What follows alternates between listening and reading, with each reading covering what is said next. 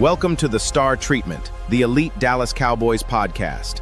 I am your host, God's Child. Follow us everywhere at the Star Treat DC.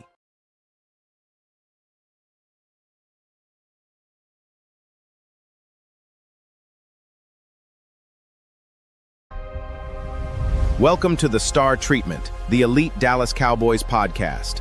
I am your host, God's Child. Follow us everywhere at the Star Treat DC.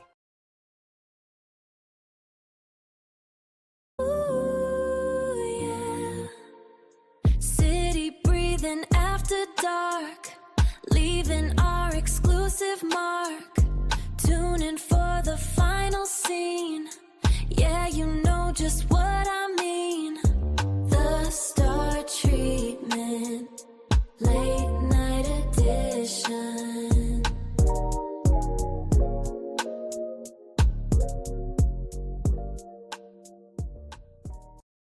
Ooh, yeah. City breathing after dark, leaving our exclusive mark. Tune in for the final scene. Yeah, you know just what I mean. The Star Treatment, late night edition.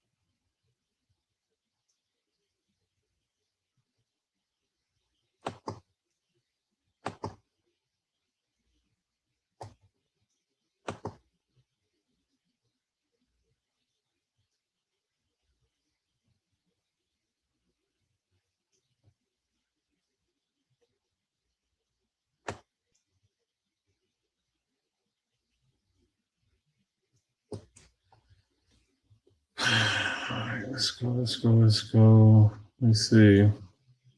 All right, so we are streaming.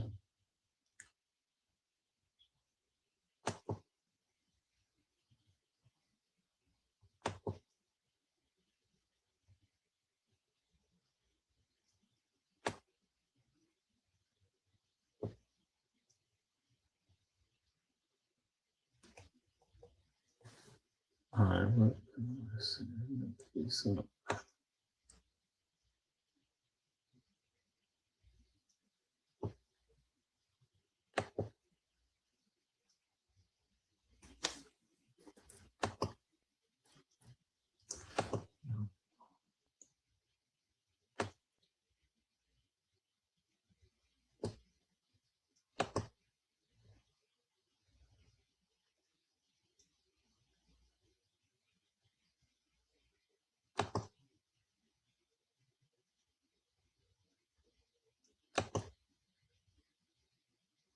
Tip of one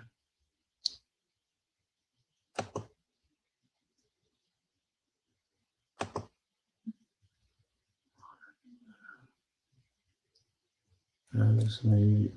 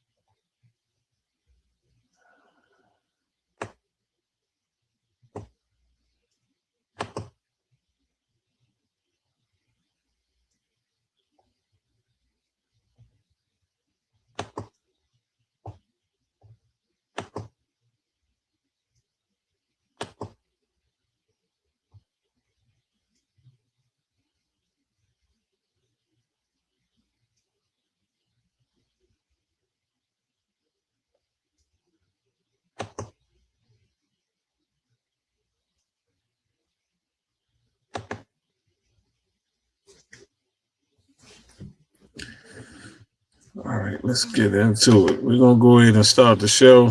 All right, I got a lot on tap for y'all, so just make sure we locked in because got a lot to go over with y'all, man. How y'all doing, man? I'm your host, God's Child. This is the late night edition. This is the Star Treatment, all right? For all those who haven't been part of any of the shows yet, we're trying to stack these shows. So we can continue to grow the fan base here. Got Cowboy Nation. Everybody know that's the fan base for the Dallas Cowboys, but we want to start a new fan base. We want Cowboy Nation to be part of that, and any Dallas Cowboy fan to be part of that, all right? This is the Star Treatment, all right? This is elite coverage for the elite fans out there. We're going to call ourselves Elite Nation, all right? Got a lot, man. I got a lot to get into. We had a great show last night, and then I just kind of want to double down, like I said, on these shows, man. So I'm going to give you just a little introduction and then some music, and then we're going to get right into it. Welcome to the Star Treatment, the elite Dallas Cowboys podcast. I am your host, God's Child. Follow us everywhere at the Star Treat DC. Ooh, yeah. City breathing after dark, leaving our exclusive mark. Tune in for the final scene. Yeah, you know just what I mean. The Star Treatment, late night edition.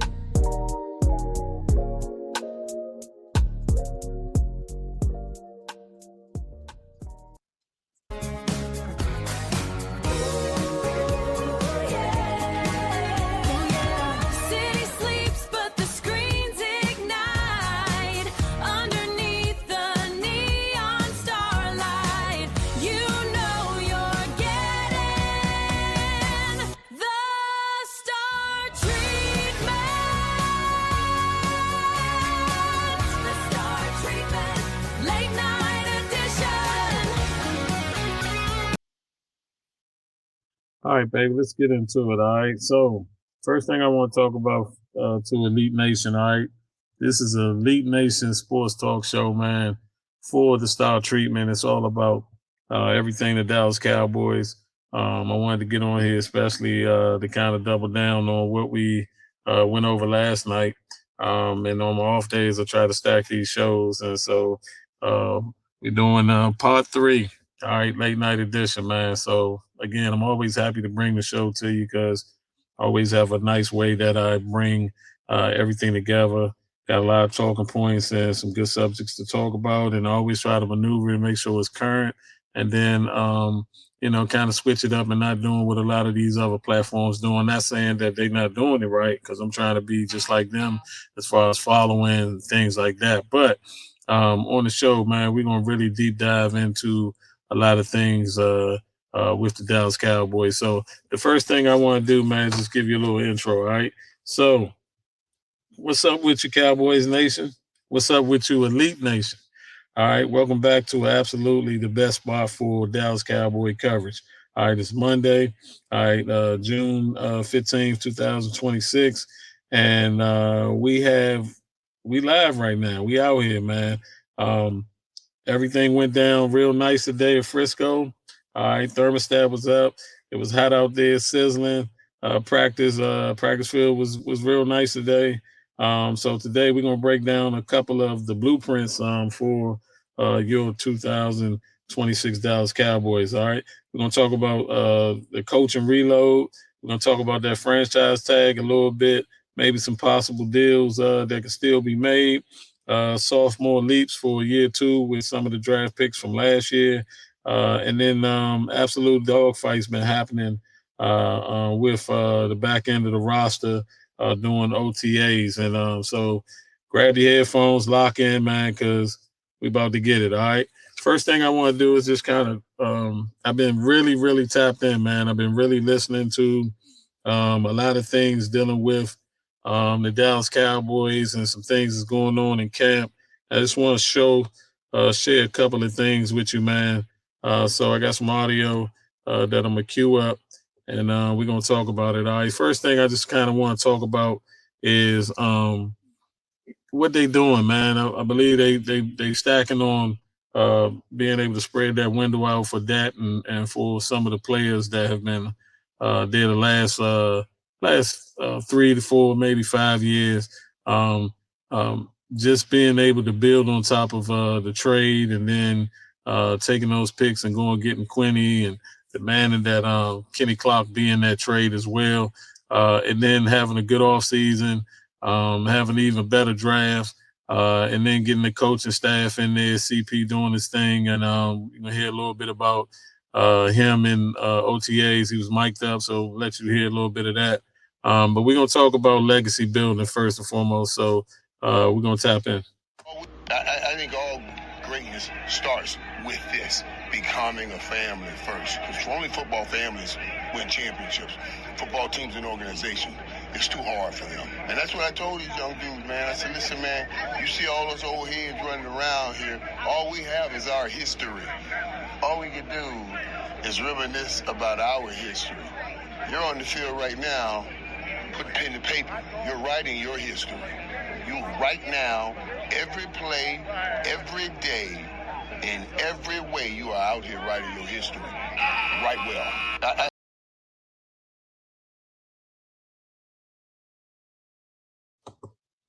That was Michael Irvin talking about what he been seeing with some of the young players, and that too, man. Of course they got a good relationship, but Michael Irvin, synonymous with always bigging up in the Cowboys, and sometimes he get the pom poms out a little bit too much at times when you want to hear him kind of say certain things too, but.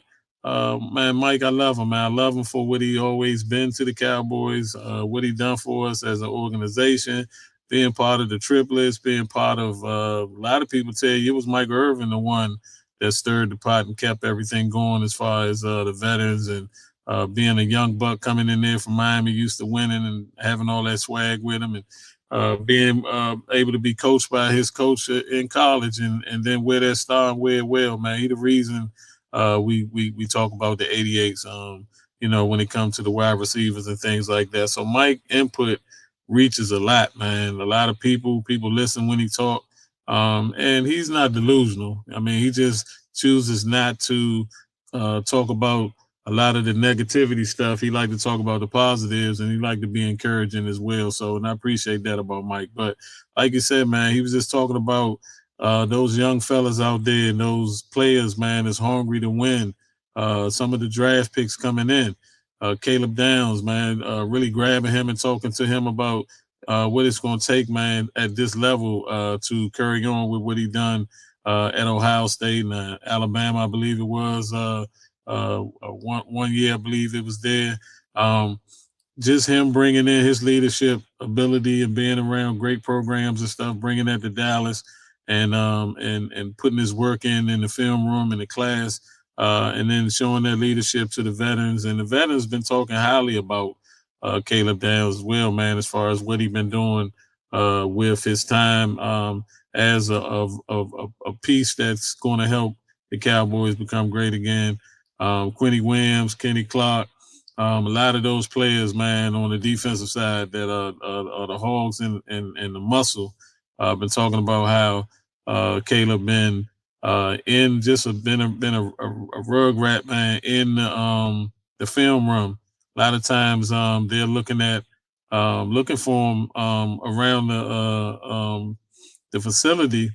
Kind of find out when they looking for him, man, he right in that film room. So again, Mike talked about the culture, man, and talked about what it's going to take to not only grab the bull by the horns, but to make an impact in Dallas. And the only impact that most of us really care about in Dallas is not just winning, but winning championships and doing it with swag like we did for all them years, man.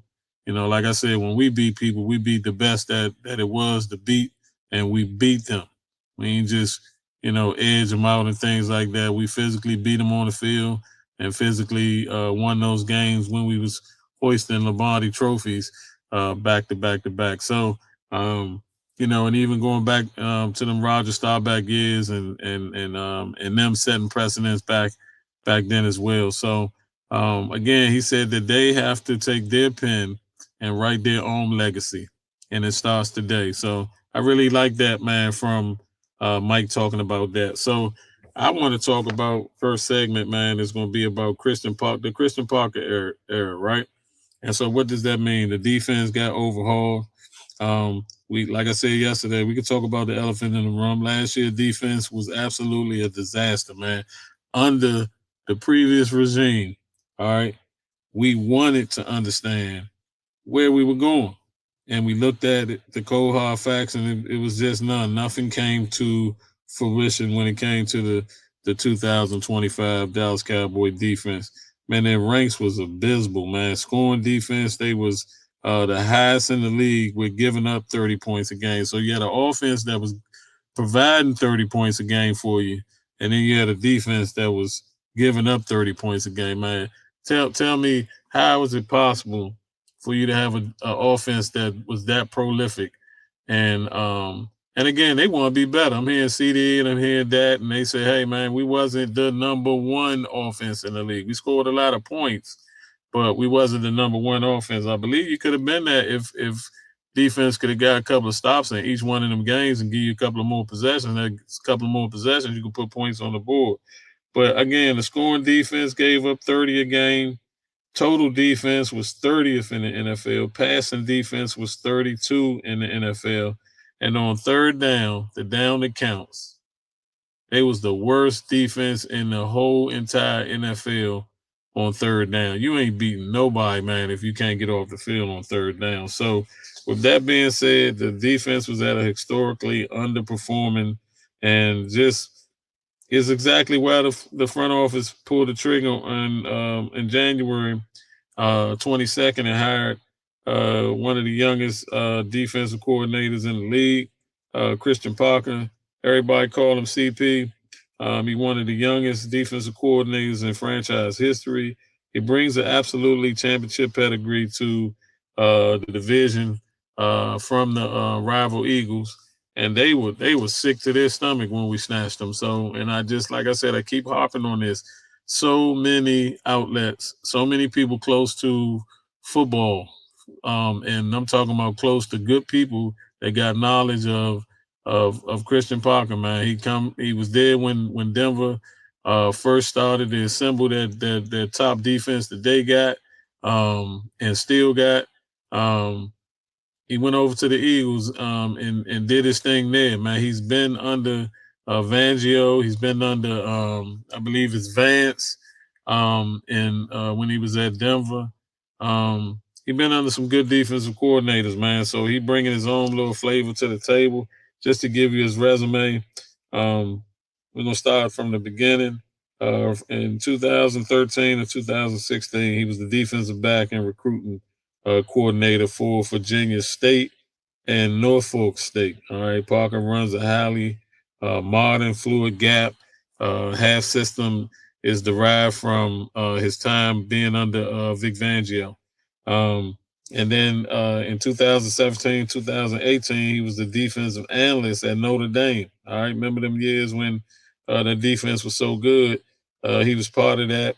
And he was also at Texas A&M under Mike Elko.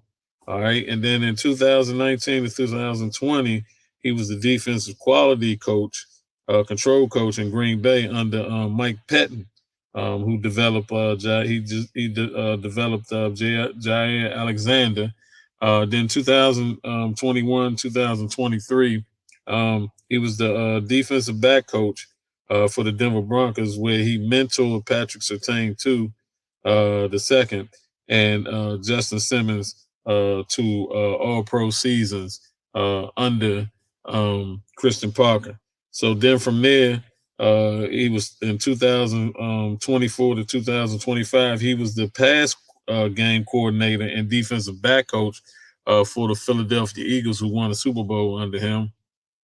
And he guided them to the number one pass defense and top 5 scoring defense in 24, and then top 5 scoring defense in in last year. All right. So just, putting that in perspective. And then we hired him in that present time. He's our defensive coordinator. All right. So like I said, he learned under Vic Fangio. He had an emphasis on heavy pre-snap communication and disguise and post-snap coverage packages. He's letting his elite athletes make plays with a clear mind instead of overthinking. And I hear a lot of that from OTAs, just listening to him call out things and coaching people up. To help him install his philosophy, CP assembled an aggressive and high energy coaching staff that starts with Marcus Dixon, who's the defensive line coach who worked with Quinny Williams for a lot of his career. So he's in there, former NFL defensive lineman, highly respected developer of interior trenches with a focus on heavy-handed and run-stuffing structure. All right, then Chidori Uze Drubu, who's the outside linebacker edge. He's an elite young pass rusher specialist who focuses on setting rigid edges and turning premium edge rushers loose. All right, so we got some rushers who he gonna need to definitely coach them up and work with them. Christian got a hell of a defensive coordinator staff, man, defensive coaching staff, and he got big confidence in them. All right, Dimitri Brim, linebacker coach, former college standout, specialized in fast flow, side to side, sideline, off the ball run defense, and modern zone dropping techniques. Then you got B.D. Jordan, pass rush specialist. His technique is masterminding and renowned for being a private trainer that especially brings out and builds exotic type sub packages for rush patterns. All right. So roster turnover, out with the old, in with the new. Parking unit will feature at least 7 new starters from week 1 compared to last season. I said that on the last show that there's 13 people that either started or played significant time last year on defense that are not there. All right. Then you get you clear out all that. Front office helped to clear that out for people that was underperforming, some legacy players, and then hand the keys to CP so that he can do an incredible job with a hungry young roster. All right. And then the crown jewel, some of the additions, the front office traded up to get phenom Caleb Downs out of Ohio State, 11th round overall pick. They paired him with some elite foundational anchor pieces up front. Quinny Williams, Kenny Clark.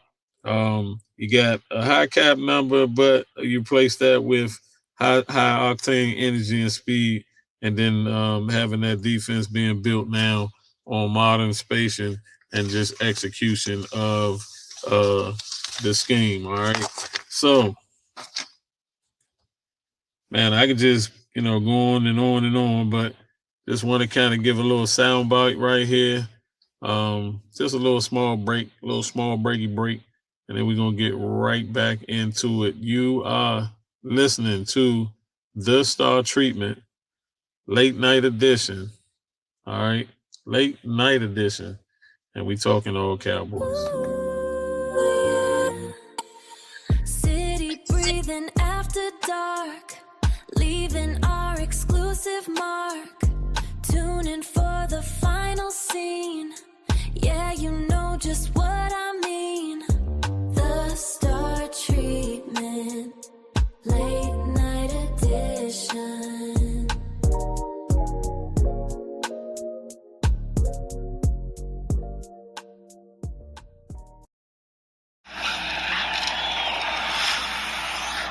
Mr. Barnett, you got this team. 1, 2, 3, win. Nobody gonna have fun, man. The atmosphere was amazing. Y'all was amazing. When adversity hits, you hit back, man. You got to keep after them. Another movie produced by me. Watching my dogs go crazy. I'm sure you enjoyed it. We got all of us out there. We can't guard all of us. See you later for a touchdown. Javante touchdown. Fergie for a touchdown.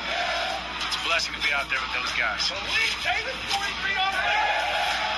Bringing it over big field. Oh, that man, the goal. You stack these days. You stack these wins. I'm so proud.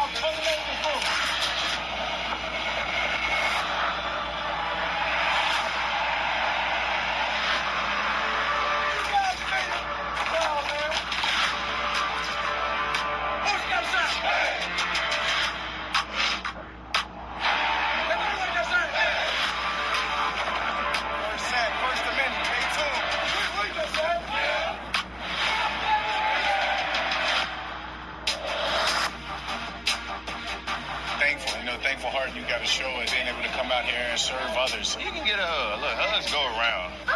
What's up? Give me a hug. There we go.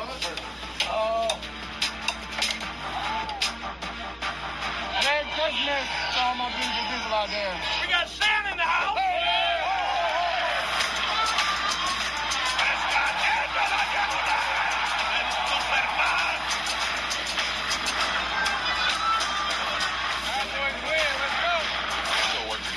Legacy all the way around work for.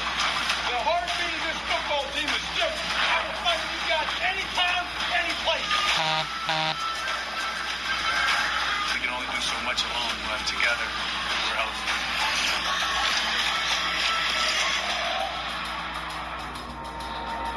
Build a monster.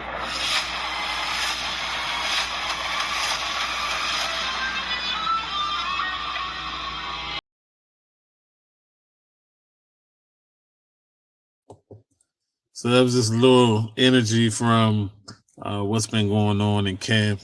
And, some of the energy from last year was kind of like a little montage put together. Just letting you know, giving you a little insight on the culture change from Shotty's first year. And now we just excited about his second year, all right? I'm going to give you a hot take, man, for Christian Parker, all right? Christian Parker, I want to look in the camera when I say this. He's going to transform that defense from being 30th in the league to a team that's going to be close to top 10. And what I'm saying by that is, and some people, they shooting for middle of the pack. I'm shooting for that too, but my hot take ain't going to be middle of the pack. I'm saying that there's potential and opportunity that I believe in, that this defense is going to be one of the best defenses in the league. Probably not top 5, but I'm going to say they're going to be in that top 10. All right, maybe at 10, teetering at 10. You got a mixture. Like I said, that defense was horrible last year, so he ain't got nothing but up to go anyway. But middle of the pack is what most folks is asking from this defense, and I think they're definitely going to meet that. I'm going to take it a step further and say that they're going to be a top 10 defense this year for this season. You got a mix of Quinny Williams up front. You got Caleb Downs on the back end. I think that's going to make it a little hard, man, for some opposing quarterbacks out there with that man calling the defense and being so multiple as he always talk about. All right. Elite Nation, my question for you is, do you think Christian Parker can fix our secondary in 1 year? Did the front office leave him too young on the boundary? I want you to drop something in the chat on that. I'm going to repeat that again. Elite Nation, your question of tonight is, do you think Christian Parker can fix our secondary in 1 year? Or did the front office leave him too young on the boundaries for that to accomplish? I want you to drop something in the chat. Again, follow us on Twitter X right now and on Instagram at The Star Treat DC. All right, it's Everything Cowboys. Make sure you follow the live stream on Facebook, YouTube, Instagram, and Twitter X again at The Star Treat DC, and follow on Facebook and YouTube at The Star Treatment. All right, it's where we want you to interact with us everywhere. You can jump in the live chat right now, and you can do that. All right, everything elite about the Dallas Cowboys. I'm speaking to Cowboy Nation. I'm speaking to all those Dallas Cowboy fans. But as far as when it comes to the Star Treatment, everything elite. So we talking to our fan base, Elite Nation. Again, the question of the night is, do you think Christian Parker can fix our defense in 1 year? All right. Now, let's get to the second part of the show, Supercharged, because I'm hyped up about my man being in Frisco today, showing up. And that is George Pickens, GP. Man, he supercharged the star today, man. Let's talk about it, man. He came in last year, ignited the offense. He arrived as a blockbuster trade from Pittsburgh. That was back in May of 2025. And then he put the work in, man. Absolutely a master class in the debut season wearing that star. So, again, 3-year statistical trajectory when it came to him. He was always looked at as a good wide receiver. A lot of people thought he was a problem for teams. Jerry was willing to take a chance on him. all we did is give up a 3rd-round pick for him, and he wound up leading the team in reception. So let's look at his years, man. So he always had good stats. His 2023 season with Pittsburgh, he had 63 receptions. He had 1,140 receiving yards, 5 touchdowns. His accolades was, being able to just take the top off vertically and being a weapon. Of course, he didn't have the good quarterback play there. And then in 2024, he had 67 receptions. He had, again, posted another 1,155 yards in receiving. And then he had 6 touchdowns, and he was clearly number one wide receiver in a tough offense. The offense wasn't great at all on no levels. And then last year with us, he had astronomical year, 93 receptions, 1,429 yards, 9 touchdowns. He was AP second team All-Pro, made the Pro Bowl, and was the Pro Bowl offensive MVP in that game. All right, so he did his thing, man, last year while wearing that star. And, just want to, put that out there as far as respect. He came in today, showed up for OTAs. On February 27th of 2026, the Cowboys officially placed the non-exclusive franchise tag on GP, which prevented him from walking. And GP signed it, man. He signed it on April 29th. Meaning he's locked in for this season. It's a 1-year rental, most people saying, but we can sign him long-term. The number is going, if you look in the mirror, it's going to be, right now it's booming in the wide receiver market. So if it's going to be long time, you're probably going to expect the Cowboys to make a deal something like 4 years, around 132. That'll have it like at 33 mil on the average. And that'll be roughly about maybe 85 million in guaranteed money. All right, they can do it. People talking about they can't do it. They can do it, man. They always. I can tell you, Stephen Jones, he be working his wonders, man. When deals get done, he do get them deals done and make them fiscally responsible for us to be able to kind of flip them and turn some of that money into accelerated signing bonus. That way you kind of spreading the money out a little bit and able to use some money each and every year with those levers in there to be able to have a lot of room when it comes to cap. We just had some years where we was carrying dead money for a minute.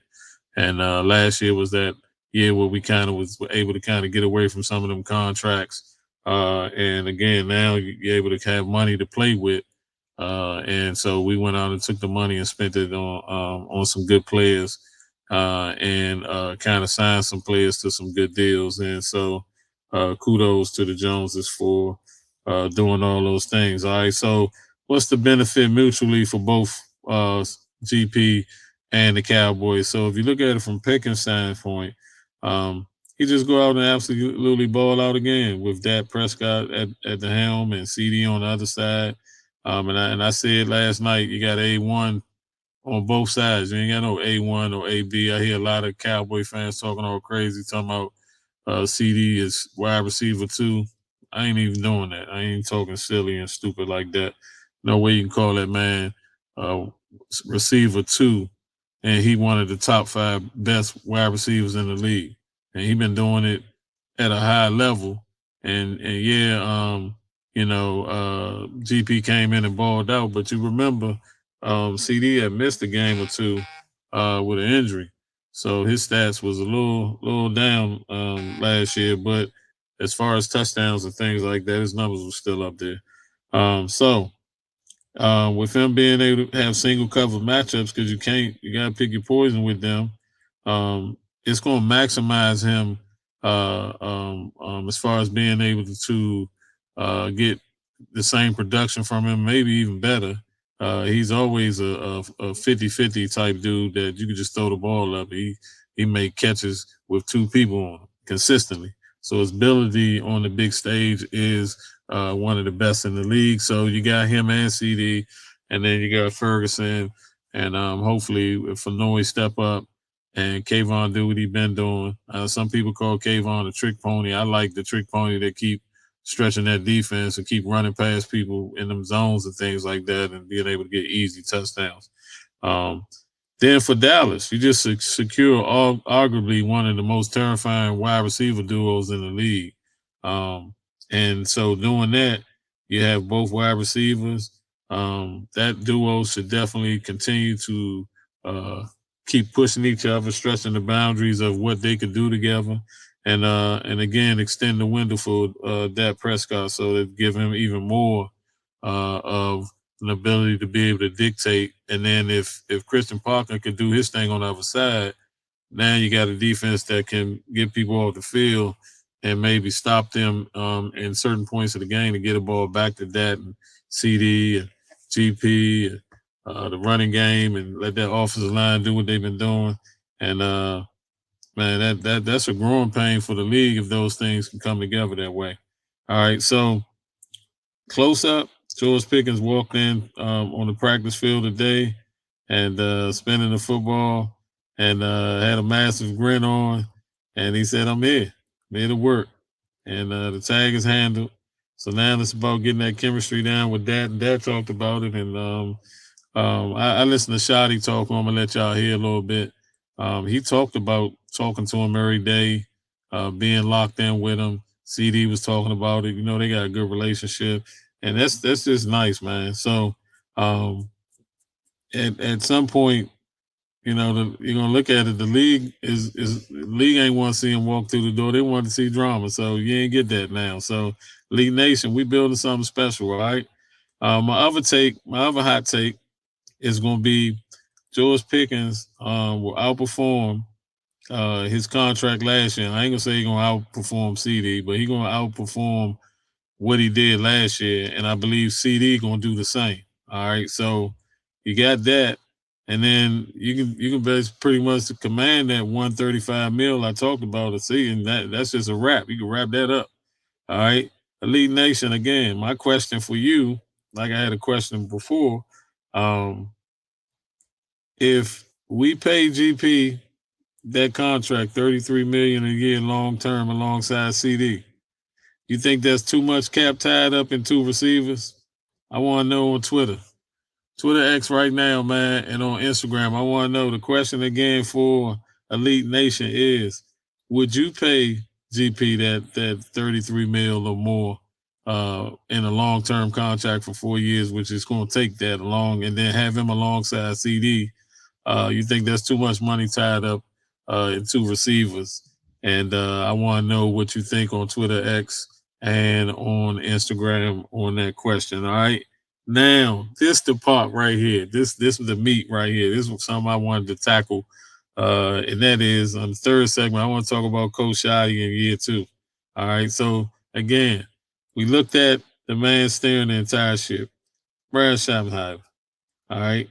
Heading into season 2, hit the head coach of the Dallas Cowboys after taking over from Mike McCarthy last year. Schottenheimer led the team in a highly uneven record. All right, 7-9-1. Make no mistake about it. That's a mediocre record all day, every day. All right, but it was because the defense just was a complete mess and a complete collapse. But on the other side of that, Schottenheimer led an elite offensive attack that was dynamic for the entire year. Not just a little bit of the year, but the entire year. All right.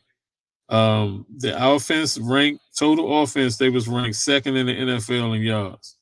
Scoring offense, they was ranked 7th. Again, that's because you got a defense that can't stop nobody to allow them to get the ball back, because I guarantee you, middle of the road, top 10 defense, I'm calling it, you're going to get more opportunities. Our offense is going to be the number one offense in the league this year. All right, barring injury. Ball security, they went the top 3 fewest giveaways in the league. So that means that while that offense was prolific, they was not turning the ball over. They had some games where they did do that, but Schottenheimer's system is a blend of a signature West Coast elements, which he got that from his dad and some other places he'd been at, deep vertical timing concepts.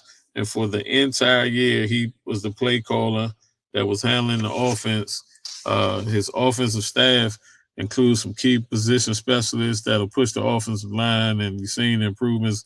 Booker was a standout as a rookie, taking people lunch money on the field last year as a rookie, and he just keep talking about getting better and better and better. So if you got them being able to protect some leads and being able to run the ball, it's like pick your poison. And then that defense just need to do what it do and need to step up. All right. So I think I got the soundbite queued up.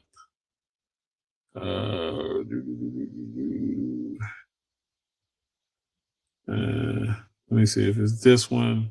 See if it's this one. What we were saying before you. Hey, let's talk later because I agree.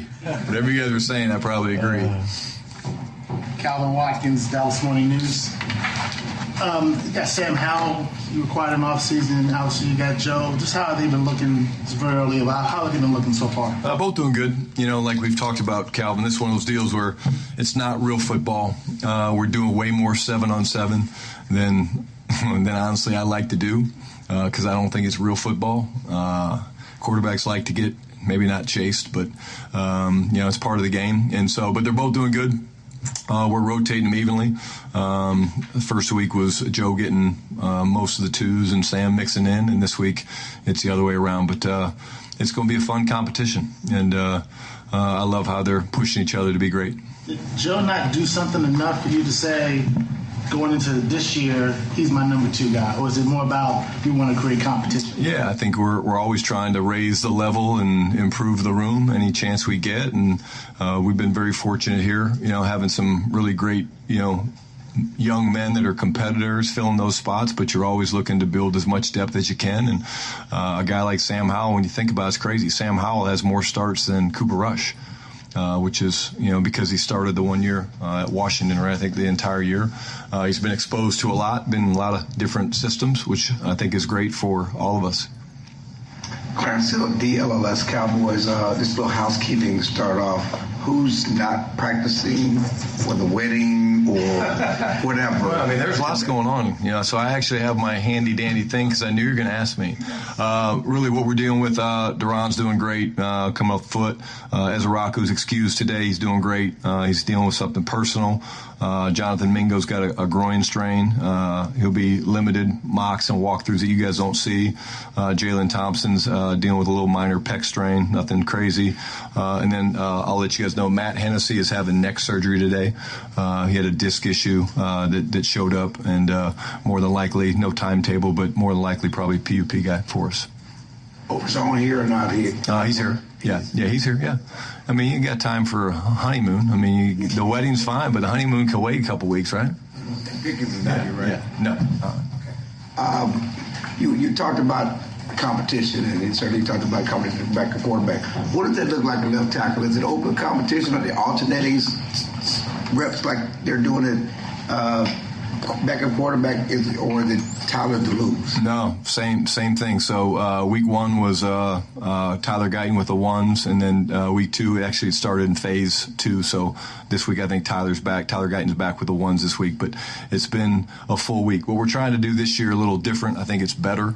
Again, as we evolve and grow and I learn, is let them do it for a week, or a number of practices, so you get a chance of, hey, he had a bad day, had a good day, but you want to see it more consistently. So we're giving them really kind of 3 practices in a row to get those reps and to work with those guys, but it's an open competition. And again, both those guys are fighting hard for it. They're both working really, really hard, both on the classroom or in the classroom and off, and it should be a fun one. Are there any other position like that where you're purposely rotating? Is that doing the same thing back up running back, or are you doing any other position like you're doing? Yeah, I mean, most of them where there's not a true established guy. Like we're excited. Let's talk about the running backs for a second. Javonte, obviously tremendous year last year, but we're really excited about the young guys with Jaden and Phil. Malik Davis, we know what he is. Izzy's a guy that we really like coming out of Pitt. So I would say really most positions that don't have a established, like a no-brainer guy, we're creating competition, and we're also moving pieces around. Like you're going to see Kobe Durant, playing corner but playing nickel. You're going to see Caleb Downs playing safety, playing nickel. You're going to see, Marist moving around doing different things. So we want to create competition. Now's the time to do it because, again, we're getting through the installs for the first time. And then when we get into training camp, it heats up a little bit more. Did you mention CD, by the way? CD? As part of that group? Yeah. CD's not here today. Yeah, he had excused absence. Hi. Hey, how you doing, buddy?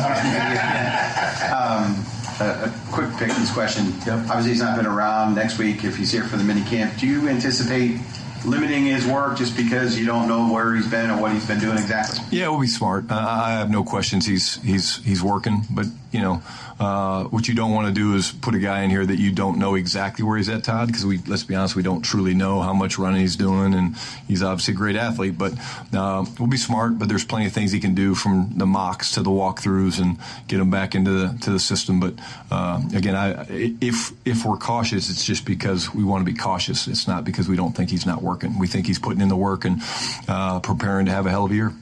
And then we've There heard. they are. See, they're fired up. Yep, they're out there. We've heard a lot of coaches talk about a second-year jump for players. For you, what's a second-year jump as you go into your year two as head coach? It's obviously going to start with more wins. Getting the culture to continue to grow.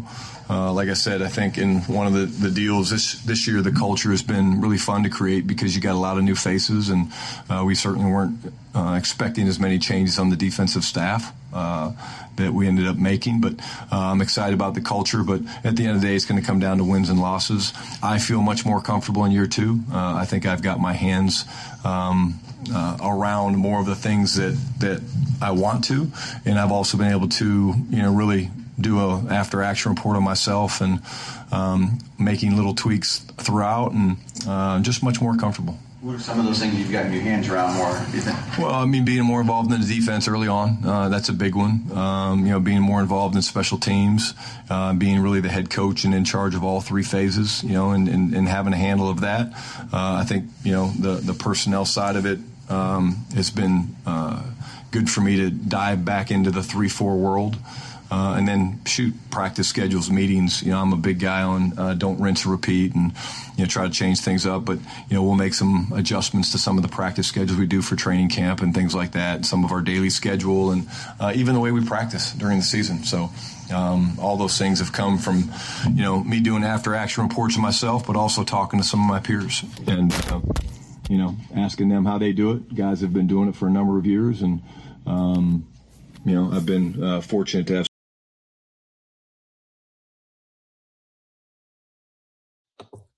So that was just a little bit from Shotty, man. Hey, I told you, man, y'all better stop playing with that, man. He had a nice year for a head coach coming in who was supposed to be lame duck coach, yes man coach, supposed to be somebody that's just there for the position and not mean anything really, because it's Jerry's team and he's incapable of letting his coaches do their thing, and I think Jerry got tired of hearing a lot of the mouth from some of y'all people out there that think y'all know more football than him. He's in the Hall of Fame for more than just what he done with the Dallas Cowboys. All right, businessman, been able to impact the NFL and push the NFL forward. Y'all gonna stop playing with him, and I think he was just like, he's just tired of it, man. Like some of it was him contributed to a degree. He stopped a lot of the podcast after the game stuff, coming out in the media and giving y'all all them sound bites. He been cleaning that up the last 2 years. I noted it going back 3 years ago. All right, but it was really noticeable last season, and it was so much noticeable that people couldn't stop talking about it this year. All right, because they didn't think it was real. But the guy gave you it last year. Gave you it in the off season, and then he only talked because he always do a State of Union address during the combine, right after the combine, and he gave you that and told you some of the things like they got long-term plans for George Pickens, and he was truthful with you to let you know, yeah, he didn't talk to the agent yet, and a lot of people, keep thinking about the Michael Parsons deal and things like that, but Jerry know what he got in GP, and he always is transparent with his players. And, blow smoke up their ass. He pretty much tell them what he want to do and get, their feedback and input. And then he try to, do things that are human and of an owner that has always taken care of his players. All right. So I wasn't worried about that at all. But you heard Shotty talking about the things he learned from year one and being a little bit different, a little smarter, and, kind of doing things a little different this year. Even this season, he said he's going to do some things a little different. Man got a plan. Man always had a plan. He talked about two coaches that if he can get them on his coaching staff, he was going to do that. So big shout outs to Shotty. All right. My hot take is Shotty offense going to finish number one in total yards and scoring this season, and they're going to have a complete masking with the defense being able to turn some people over and get some mistakes that'll secure multi-year extension for him. So I believe he's going to, like I said, lead the league. The Cowboys on offense going to lead the league in yards from scrimmage, and they're going to lead the league in scoring as well. And I believe he's going to get a multi-year deal after this year is over and secure his spot as head coach of the Dallas Cowboys. All right. So, Elite Nation, my question is, do you got full faith in Shotty as your head coach? And in his debut season at 7-9-1, does that give you pause? I want to know right now on Twitter X and on Instagram, do you got faith in Shotty and what he going to be able to accomplish this year? Or do you hit the pause button? All right, let's talk about the defensive leap from a couple of players that I wanted to highlight and talk about. So Christian Parker defense, it's going to work. He got I believe, three young phenomenal pieces that must make a big impact from last year to this year. So we're going to take a look at them, all right? They stand physically and statistically. I believe that these three players, if they show upgrade, one of them need to stay healthy. The other two needs to just make an impact and build on what they're learning in the classroom and under Christian Parker and the rest of the defensive coaching staff. So number one for me is Agent Zero, DeMarvion Overshown. All right, he's locked in right now as the Mike 1, so he's a middle linebacker right now. His stats from last year: 28 tackles. Again, he didn't come back until late in the season. 28 tackles, 15 solo. He seemed like he really wasn't healthy, and that was just 6 games. He had a total of 218 total defensive snaps. He got an injury history. He missed 12 games last year due to a lingering knee injury that he started the season with, and then the final 2 games. He had a late season concussion. All right, so the outlook this year is he's fully healthy, completely shredded the knee brace. Parker has explicitly told Overshown that after the draft that he will move him to Mike linebacker, which he already did, and then he's going to be the sideline missile for him and absolutely make it hard on these quarterbacks from his defensive standpoint. So he'll be able to handle some of the pre-snap modifications closer to the line of scrimmage, get a better feel of the game so he can make decisions quick, because that's what we lacked on line from all our linebackers last year, man. They could make a decision on no plays before snap or whatever. And again, terrible. All right, Murs Leofau. All right. He started out with us at a good year. That first year. Second year, I believe they just didn't use him right. All right, so again, he had less snaps than Overshown had, and he only played 6 games.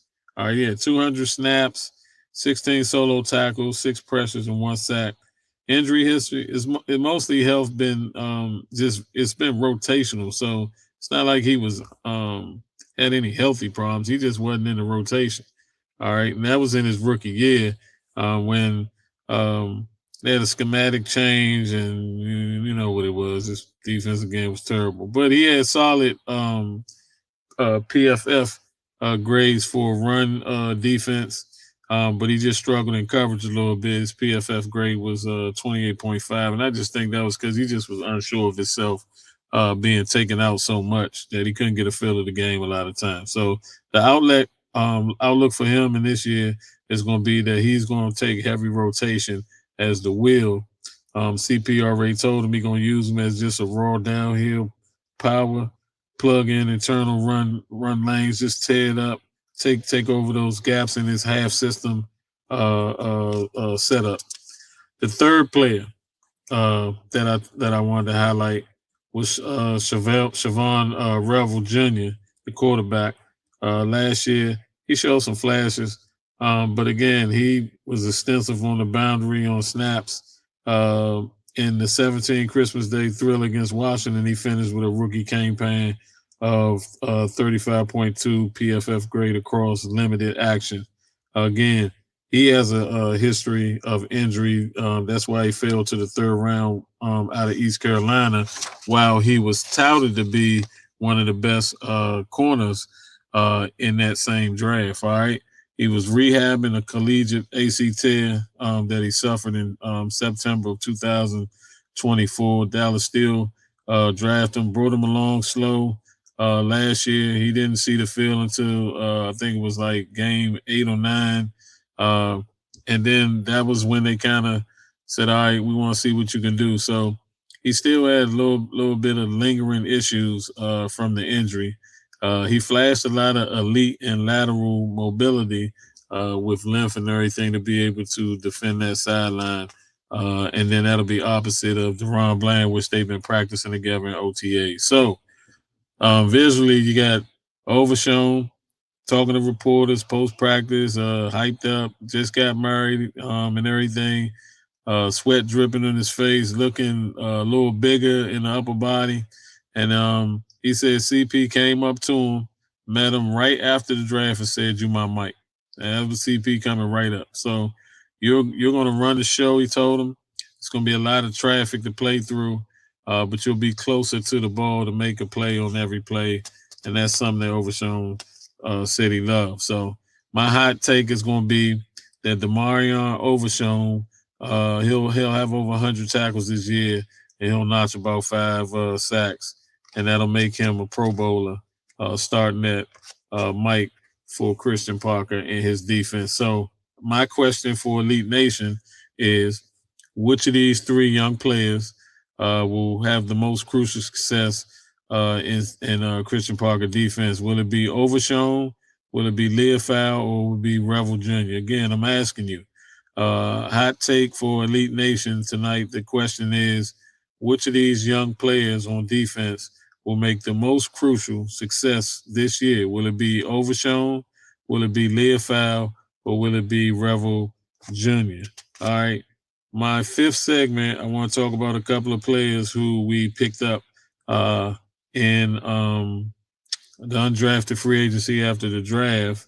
It was 2 players I want to talk about, and then 2 players from last year that flashed a lot, one more than the other. And we're going to talk about the 2 players from undrafted free agency that we picked up. All right, so they either going to be bubble watches for Frisco and OTAs as far as standing out. And these players, they're going to have to fight, man, for their lives to probably make the team. I think 3 of them really.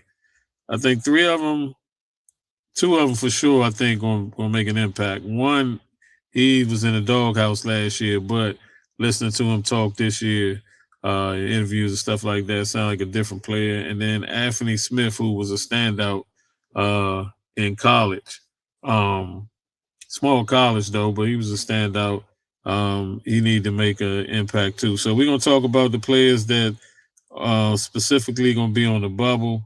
and we're going to talk about some of them that flash, and we're looking forward to them making an impact. So one is Ryan Flournoy. All right, let's talk about him.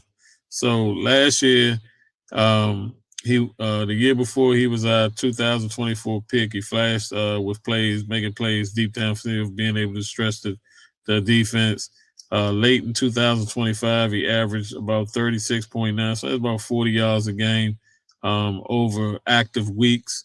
The buzz around OTAs is Flournoy has he's just caught in a logjam at wide receiver behind Lamb and Pickens. Anybody would be. But I said that if he builds on next year, he can display a massive upgrade for that third receiver to run alongside them and the tight end Jake Ferguson. So he's gonna need to make a massive impact on special teams. So he's gonna have to be like a chain mover to be able to pick up, in certain plays and downs and passes that has his name on them. He's just going to have to make those plays like he did and avoid being cut. All right, so it's 5 players I'm actually going to talk about. The other player is Jaden Blue, the running back. We drafted him out of 5th round of Texas. I liked him at Texas, even though some people say he couldn't break the lineup to be the starter, but they used him a lot down the stretch. So that says a lot in that year when they was on the road to NCAA college football championship. He was a starting back in that, I think those last 5 to 6 games where they leaned on him. So with that being said, he spent a lot of his rookie year in the doghouse. All right, so the buzz is that Blue has absolutely been the talk of Frisco. All right. I listened to him, like I said, talking some interviews. He has taken a stranglehold of a change the pace back, having those duties. He's flashed elite receiving upside too as well out the backfield, which they love about. And he got explosive dynamic about him being able to cut and stuff like that on a dime. He showed that in that game where he ran for almost 200 yards rushing as well. So he showed flashes of what he can do, and he'll be running back too. Some people think it's going to be Maffa, but I just think it'll only be Maffa if they want to go that thunder and lightning type thing. If they want to go lightning and have a player that all he need to do is just learn how to pick up blitzes and stuff like that to protect that back there, because you can't be on the field if you can't do that part. But he flashing and he just seemed like a different player. Even Coach Shoddy talked about that. So he just need to continue to build. All right. And then I want to talk about these 3 players. First person I want to talk about is Michael Trigg, the tight end, undrafted out of South Florida. The buzz been crazy with him, 6'3", 240. Trigg flashes a rare athlete trait for the red zone and red zone drills. He's been absolutely crazy. If he can master that, the blocking script and he said he liked doing that as well. His natural receiving capabilities could easily make him move from tight end 3 to tight end 2, and I think that's where he's going to be at anyway. All right. The other player I wanted to talk about is Drew Shelton. They talked about him. Possibly the coaching staff said he made an immediate impact as far as cross training was concerned. Dallas have him taking extensive reps at both the tackle spot and kicking inside as a guard, maximizing his versatility. They said he'll probably start with certain things to help provide him so that he can step up when like being on an island or whatever. So I think they're kind of just trying to see if he can play and be versatile, playing 2 different positions. All right. So again, like I said, he's definitely turning some heads down in Frisco and OTAs. All right. The 4th person I want to talk about, 5th person actually, I want to talk about is Anthony Smith, the wide receiver we got. Again, undrafted free agent. He's in that class of our 2026 class. The buzz about him has been He's just absolutely speed merchant. He lights it up going deep down the field, special teams and return drills. That's what he's going to need to do to make the team. A lot of people going to be able to do that. Coach Schotty talked about that as well. Elite consistency as a route runner encourages vertical separation, caught Schotty eye as far as, what they've seen on film. And then, what he's been doing since he's been at OTA. So, I'm not going to give you a hot take on that. I just want to say that I think there's a chance that those three players, undrafted free agency, all of them can make the team. They're just going to have to do it in different ways. All right. Now, before I exit, I just want to talk about the real chatter that's been exclusive. All right. That's Caleb Downs. The hype train is absolutely at a fever pitch. Veterans are really talking about him already, calling him out. He's calling out Automos. Like he a fifth-year vet already, man. So you got that going on with him. Dallas is actively seeking to try to make a trade for a veteran physical linebacker and to be inside linebacker to compete with Marcel to provide some experience and assurance policy just in case somebody get hurt, primarily Overshown. So they're looking for a potential, future day 3 asset to try to possibly get them that player as well. And my hot take is going to be that Jaden Blue, he'll make the team. He'll compete for the second running back spot, but he definitely going to have to do some great things on special teams to be able to make that happen. And I believe he's going to have over 700 yards from scrimmage this year. So that'll be the ultimate compliment to Javonte Williams. All right. So, Elite Nation, my last question of the night is, which one of the 5 standouts that I talked about won't make or will make the 53-man roster? Drop your comments in below on Twitter X, on Instagram at The Star Treat DC. Again, that's at The Star Treat DC. All right, I just want to play some audio for you. Play a couple of some of the other audio that I had for you, and then we're going to make it on out of here.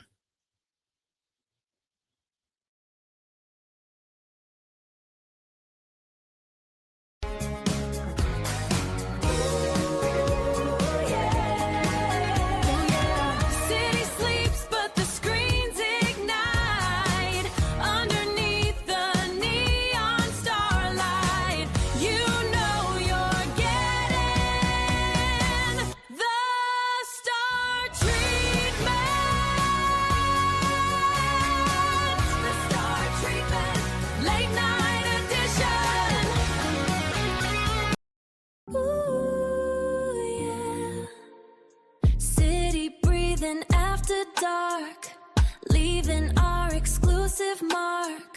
Tune in for the final scene. Yeah, you know just what I mean. The Star Treatment, late night edition.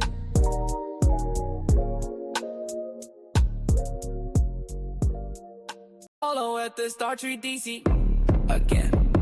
That's at the Star Treat DC. Stay royal. Stay royal.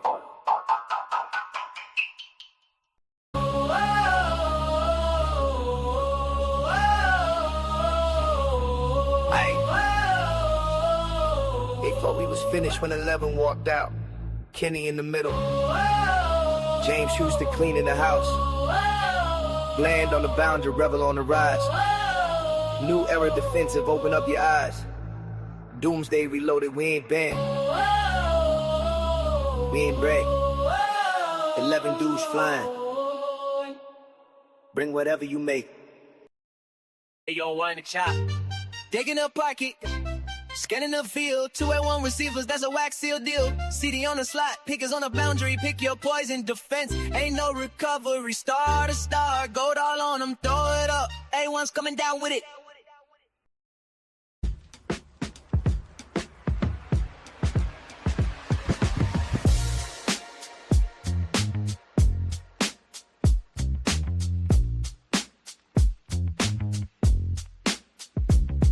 Peep the palm, see the digits in the glass. Legacy on the knuckles, we don't worry about the past. 5 stars on the chest, glitched in the design. DC to the world, yeah, we crossing every line. God's child on the mic, yeah, we crossing every line. God's child on the mic, turning coal into ice. God's child on the mic, turning coal into ice. Giving Cowboys Nation a whole new slice of life. No cap in the boost, just the truth and the facts. No cap in the boost, just the truth and the facts. Elite takes on the table, no holding anything back.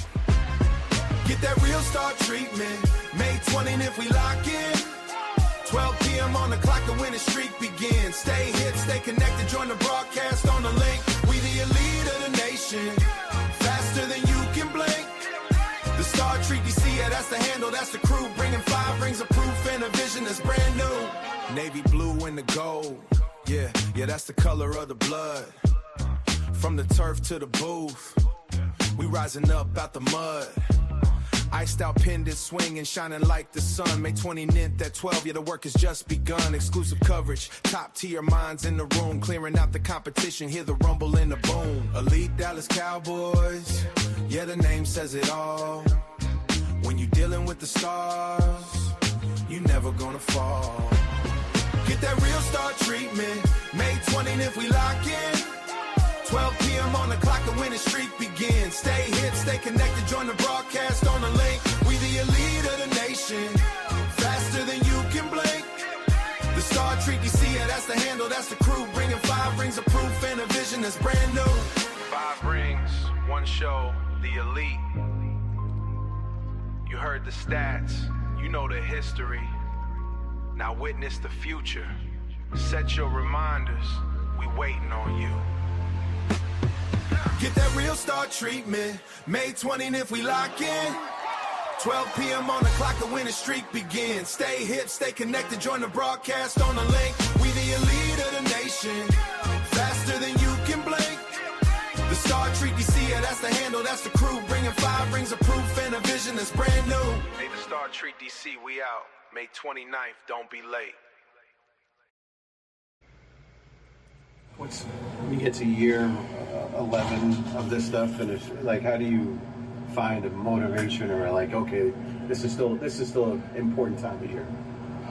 I know it's a dumb question. Yeah, no, I mean, I get your point. I definitely get the ask, but I'm a big believer you're getting better, you're getting worse. So just when I walk in these doors, anytime I walk in these doors, I'm just trying to be very intentful for anything and everything that I do.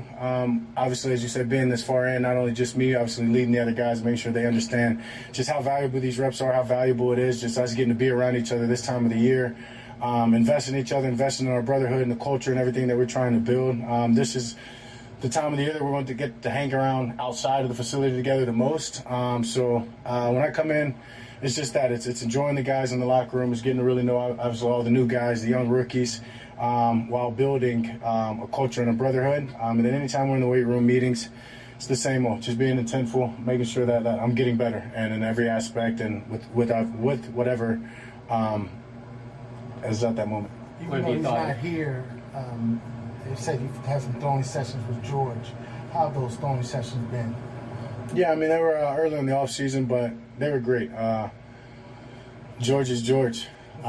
He's great. He's awesome. The personality, excitement, his energy was consistent as it's been. Those times that I got to throw with him, and honestly, just even communicating with him through phone as we have in these last couple of weeks.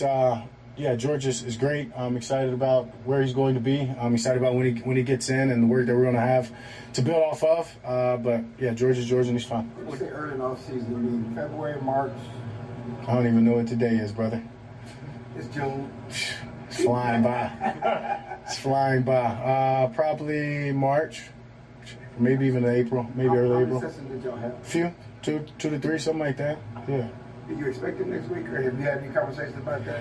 I haven't had any conversations, and to be honest, would love for him to be in, but even if he's in, I doubt it's he's going full go, jumping in the team. I would hope not, to be honest. Just being protected and being smart. So just hope he gets in, just to, see some of the new guys, meet some of the new guys, and I'm sure he'll be in. What has stood out to you about going against this new defense? A lot. Starting with just their DC Christian Parker. Obviously excited about when we got him, but now having spent time with him, having to compete against him. Just his leadership, for one. You can feel it amongst each and every one of the position groups on defense. You can feel their intensity.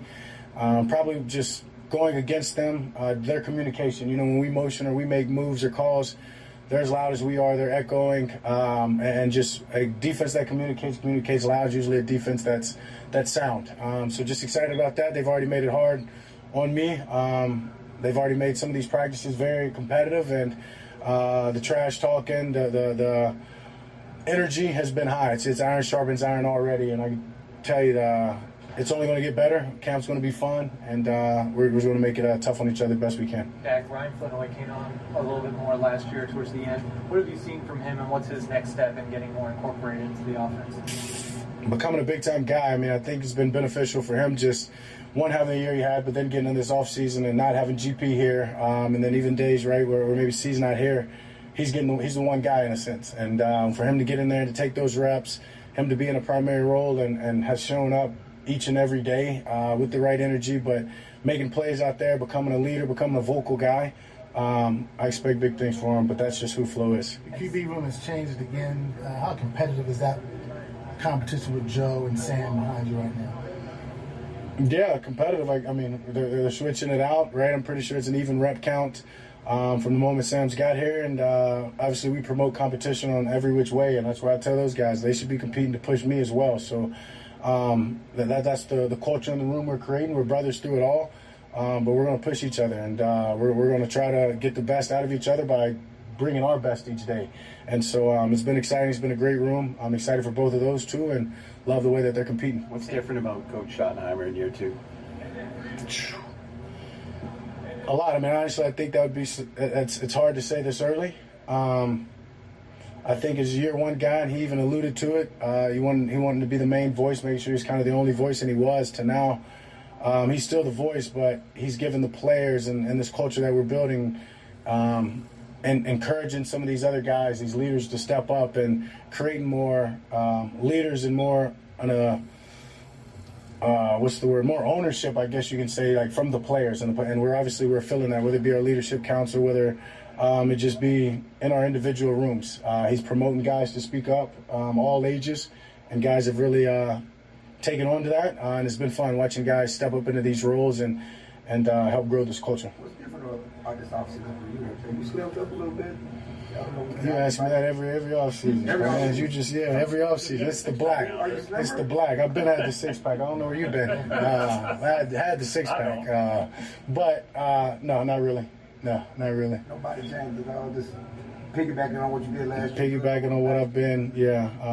Stress may help lose a little weight here and there, but we're good. You open that door. I'm just kidding. I'm going to shut it right there. You get asked. Getting better or getting worse, what are you working on to get better on the field? You had a great year last year. Yeah, I mean, one thing that just jumps out is the footwork. Obviously, last year was I added some drops into the game, some whether it be play actions or whether it just be more 5-step from the gun. So just going in a year two in that, trying to make sure that's not even a thought process, that my footwork is just second nature, and just little nuances in that. Just trying to get better, whether it's turning my toe here or there or keeping my base a little bit wider. Always just trying to push the envelope. What excites you about Jaden Blue? Yeah, obviously a guy that came on last year that had some moments, some flashes, but a young guy that's very, very talented. He's growing. His ears are open. He's listening. And you get the ball in his hand with his speed, with his ability to make people miss. It can be fun. So we just got to find ways to do that. Dak, Sam has talked about how he kind of looked up to you growing up, and he's been in the league 6 years. Has it flown by that much for you? Does 2016 feel like that long ago?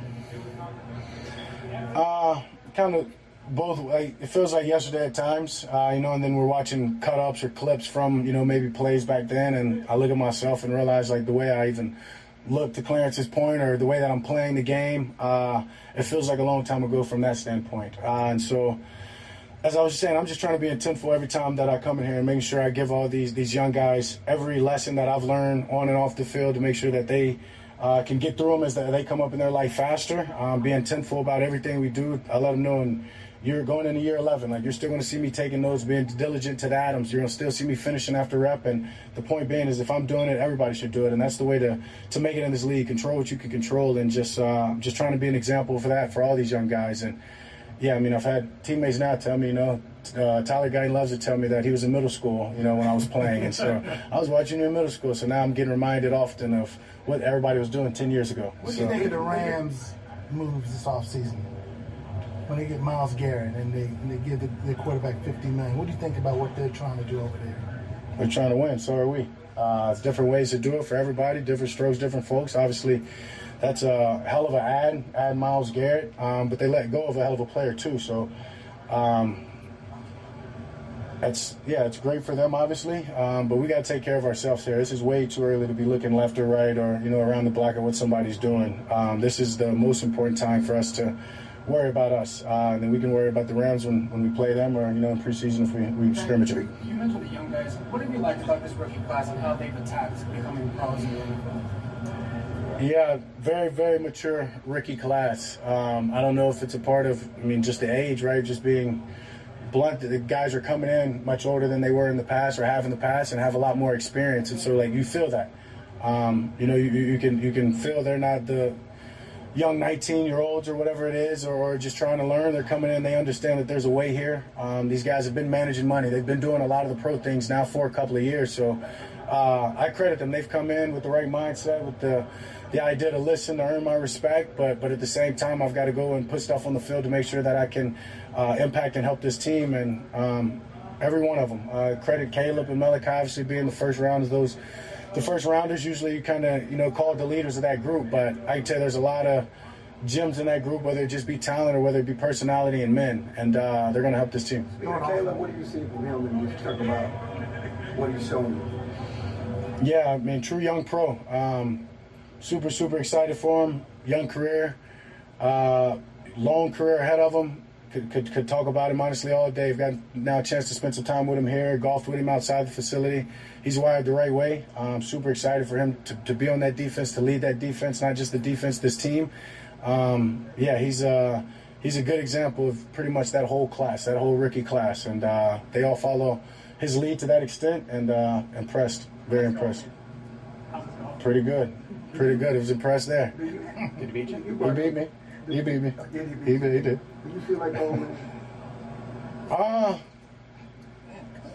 No, it's fair to ask. No, I don't. I really don't. And I was talking to somebody outside of the building. It was some, a leader in their workplace, and they were talking about getting older and relating to other people. And I said, it's on us. It's on us to feel old, and it's on us to relate. Like, we can find something in common with each and every one of these people, but it's on us to approach them and to have those conversations. So, if they just tell me, 10 years, this and that, I feel old. But when I get to, what have you done in the last 10 years and find out where they're from, how many brothers and sisters they have, what their parents do, like, there's always commonality, and you can find it. And so for me, it's just about doing that. Then that allows me to relate to them, and then, make them feel free and comfortable. They can come up and bring anything up to me. Speaking of relating, can you relate to some of your contemporaries like Josh Allen and Lamar Jackson and their quest to try to win a championship, because that is where you're judged in a sense? Stone, absolutely. You play in this position, I've said it before, that's how you're judged, is winning the last game and winning that game, and anything other than that, you're warranted to get, because you haven't won that game. And so if you're not wired that way, and if that's not what pushes you, you should probably find a different job in a different position. So I think we all feel the same, and if I know those guys are like me, it's an obsession. So it's about making sure that you give everything you can to this team and give them the chance to do that. I don't know if you've seen, but this San Antonio Spurs do this pregame thing. That's kind of like your warm-up. Have you seen it? What have you thought of it? I've definitely seen it. Definitely pulling for them. Obviously, not only because of that, but because of Texas as well. It was just super cool. Obviously, I got sent to me numbers of times from different people, but it was just funny. Obviously, they added their own mix into it. They've got some good hips, and hopefully they get some game 4. Did Lane Kiffin send you those shoes? Absolutely not. Hell State. Just checking. You noticed incremental areas where y'all can improve. What was the biggest move you said? Red zone. Just plain and simple red zone. We talked about it last year throughout the year, and so you get into the offseason, you look at the numbers.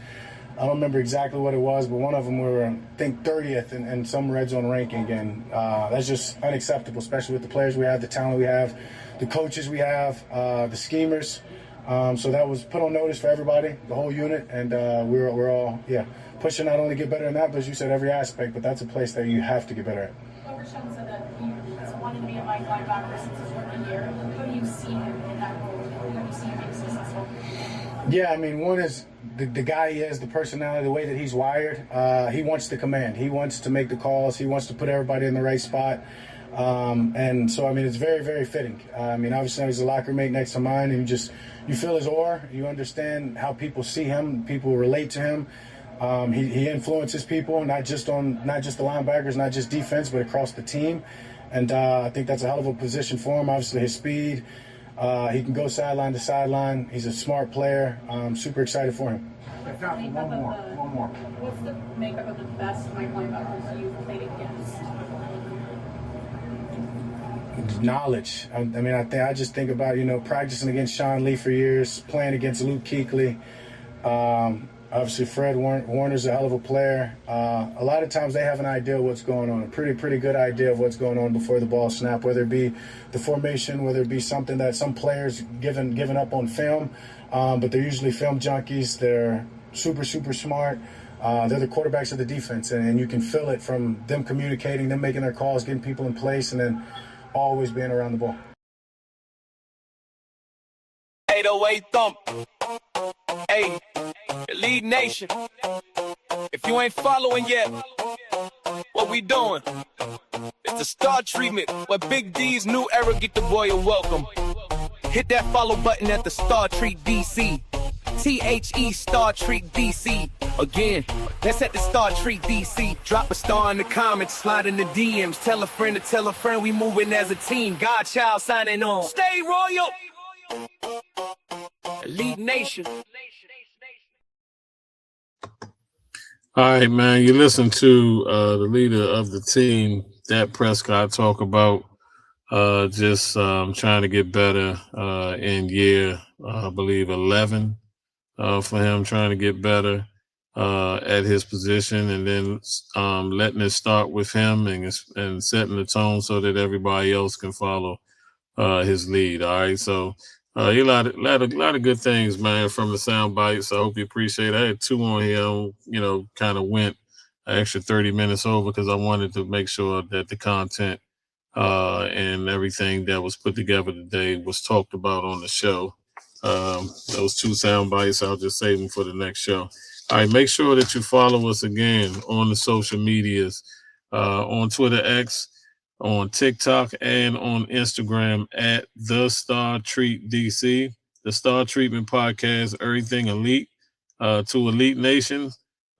Is everything Dallas Cowboys and more. Follow us on our live stream on Facebook and YouTube at The Star Treatment. And again, on Instagram, Twitter, X, and TikTok at The Star Treat DC. Help us grow by liking, sharing, and interacting with us everywhere. Jump right in the live chat as we're streaming live. And you can even still put comments in there after the show goes in the podcast form. And we're just trying to stack the shows right now to get us on all of the podcast platforms so that we can grow that way as well. I need your help, though, trying to grow so that we can live stream on Facebook and get some of the streams and stuff up in the subscriptions, the subscribers, and the folks following us on Facebook and YouTube so that we can stream live to Facebook and YouTube as well. All right. So we're trying to be covered on all of the platforms. Again, Star Treatment, a podcast, everything elite for Cowboys fans everywhere, Cowboys Nation, and what we call here our fan base, Elite Nation. Follow our live stream on Facebook and YouTube. We got to get those subscriptions up and got to get those followers up so we can live stream on YouTube and on Facebook. But you can follow us at The Star Treat DC. Again, at The Star Treat DC. Again, at The Star Treat DC on Twitter X, on TikTok, and Instagram. All right. And if you're listening to the show right now or watching us on Twitter X, which we're live streaming, and on Instagram, we're live streaming right now.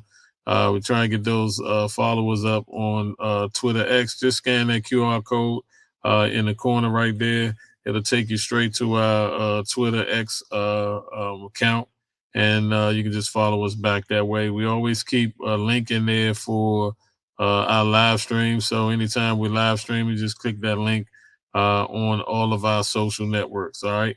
About to get out of here. Y'all take it easy. God bless. Can't wait for the next show. Y'all take it easy, Cowboy Nation. Let's do this. Help us grow. Spread the word. Share any post. Share any content. And make sure you drop us a line as well. Y'all take it easy. God bless. See you on the next show.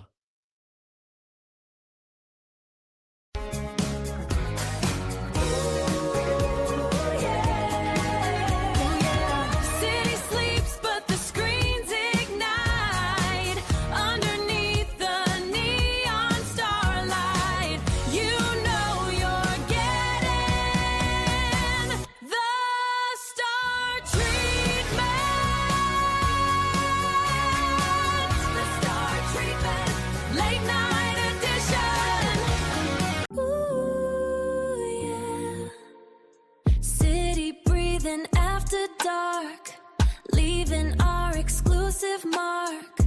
Tune in for the final scene. Yeah, you know just what I mean. The Star Treatment, late night edition.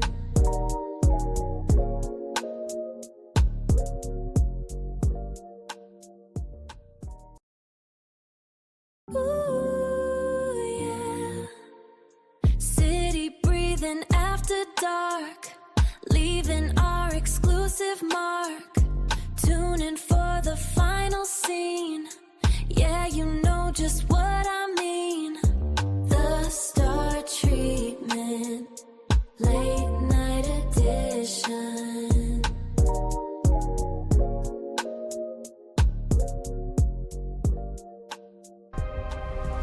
Welcome to the Star Treatment, the elite Dallas Cowboys podcast.